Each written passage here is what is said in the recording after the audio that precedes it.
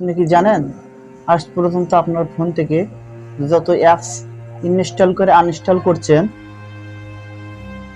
ভালো করে রিমুভ বা ডিলিট করলেও ডিলিট হয় নাই, যার কারণে আপনার ফোন হ্যাং বা গরম হচ্ছে।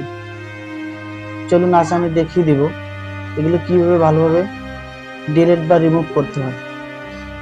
আপনি গুগল প্লে স্টোরে যাবেন, প্লে স্টোরে তারপরে ক্লিক করবেন, ক্লিক করার পরে প্রোফাইলে ক্লিক করবেন, করার পরে manage apps and device click করবেন, ওভারভিউ প্লাস ম্যানেজে ক্লিক করবেন, ক্লিক করার পরে ইনস্টলে ক্লিক, নিচে নট আনইনস্টল এখানে ক্লিক করবেন।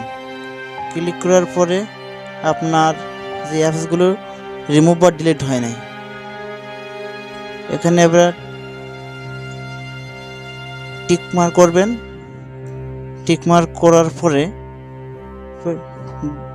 ডিলিট আইকন আছে, ডিলিট ওটাতে ক্লিক করবেন। ক্লিক করার পরে রিমুভে ক্লিক করবেন।